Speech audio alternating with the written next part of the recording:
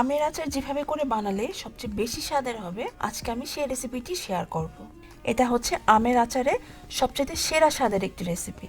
আর এই আচারটা বানাতে একেবারে রোদে দেওয়ার কোনো ঝামেলা থাকবে না। 30 মিনিটের মধ্যেই এই আচারটা তৈরি হয়ে যাবে। আর এটা বছর জুড়ে কি করে সংরক্ষণ করতে পারবেন সেই পদ্ধতিও আপনাদের সাথে শেয়ার করব।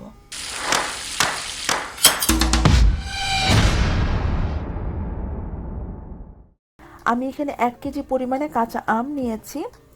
তো আমটাকে ধুয়ে এখন এর থেকে হালকা করে এর খোসাটা ছাড়িয়ে নেব। হালকা করে মানে হচ্ছে এর উপরে যেন সবুজ অংশের পাতলা একটা আবরণ থাকে। তো এইভাবে করে খোসা ছাড়িয়ে নিয়ে এখন এই আমটাকে আমি মিডলে কেটে তারপর এটাকে লম্বা করে ফালি করে নিয়েছি। এরপরে লম্বা ফালি থেকেও আমি এটার মাঝখানে একটু কেটে নিয়েছি। এখন এর মধ্যে আমি হাফ চা চামচ মরিচের গুঁড়ো এবং হাফ চা চামচ হলুদের গুঁড়ো দিয়ে এটাকে মাখিয়ে এক সাইডে রেখে দিব। আমি কিন্তু এর মধ্যে কোনো রকম লবণ দিইনি। লবণ দিলে এটা হচ্ছে গিয়ে পানি ছেড়ে দিবে এবং পানি ছাড়লে এটাকে রোদ্রে ভালোভাবে শুকিয়ে নিতে হবে। তো আমি যেহেতু রোদ্রে দিব না, তো রোদ্রে দেওয়া ছাড়াই আমি আচারটা তৈরি করব। তো ওই কারণে জাস্ট হলুদ মরিচ মাখিয়ে এটাকে আমি এক সাইডে রেখে দিচ্ছি। এখন অন্যদিকে এই আচার তৈরির জন্য স্পেশাল কিছু মশলা তৈরি করে নিব। তো এর জন্য একটি ফ্রাই প্যানের মধ্যে আমি 1 চা চামচ 5 ফোড়ন নিয়ে নিলাম। সাথে দিচ্ছি 1 চা চামচ জিরা, 1 চা চামচ মিষ্টি জিরা বা মৌরি, 1 চা চামচ ধনে এবং 5টি শুকনো মরিচ দিয়ে তারপর এটাকে হালকা কিছুটা তেলে নিয়েছি। কম আছে এটা হালকা করে তেলে নিয়ে এখন এটাকে আমি আধা ভাঙ্গা করে গুঁড়ো করে নিব। এটাকে একদম পাউডার করব না, জাস্ট যেরকম আধা ভাঙ্গা করে গুঁড়ো করে নিয়েছি।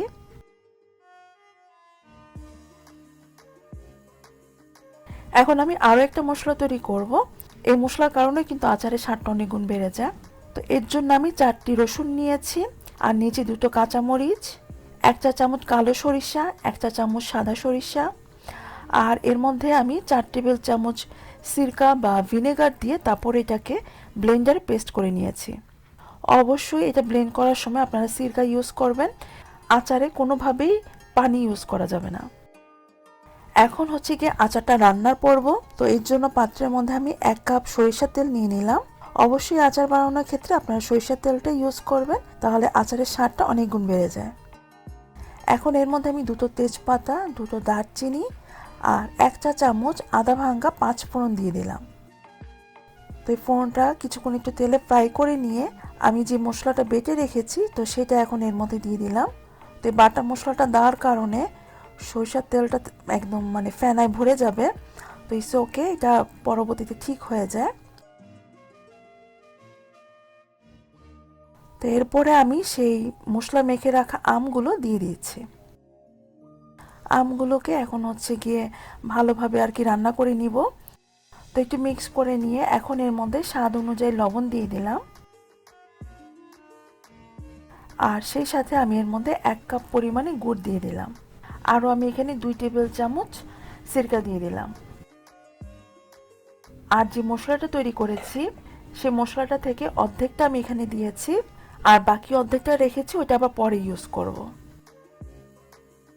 আচার বানানোর ক্ষেত্রে এখন নিয়মই হচ্ছে চুলার আঁচ একটু মিডিয়াম থেকে কম রেখে আস্তে আস্তে করে এই আচারটা তৈরি করা।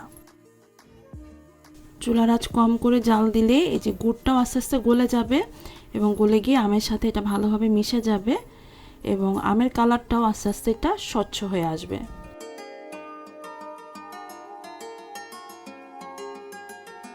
তো প্রায় 30 মিনিটের মতো আমি আমটাকে জাল করে নিয়েছি এবং এতে করে এই যে গুড়টা গলে গিয়ে কি সুন্দর একটা কালার এসেছে।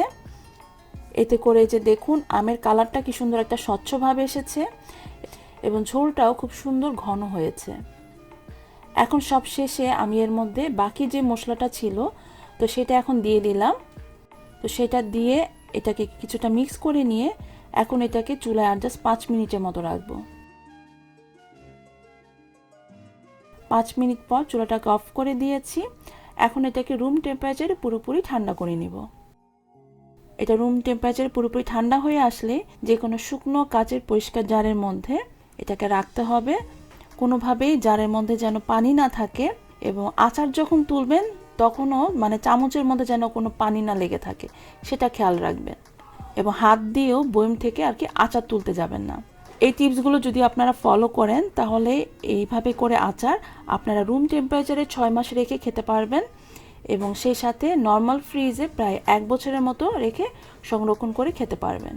আর এই আচারের স্বাদ কি বলবো, অসাধারণ ছিল। আমার হাতের বানানো যত আচারের রেসিপি আছে তার মধ্যে বলবো এটা একদম বেস্ট ছিল। নিজে বানিয়েছি বলে সেজন্য নিজের প্রশংসা নিজে করছি না, সত্যি বলছি। তো সত্যি কি মিথ্যা বলছি সেটা আপনারা বানিয়ে খেলেই বুঝতে পারবেন। তো যাই হোক, আজকে আর কথা বাড়াচ্ছি না, আজকে চলে যাচ্ছি। সবাই খুব ভালো থাকবেন, আর আমার রেসিপিগুলো যদি ভালো লেগে থাকে তাহলে প্লিজ লাইক শেয়ার করে আমাকে সাপোর্ট করবেন। তো আজকের মতো তাহলে বিদায়, আল্লাহ হাফেজ।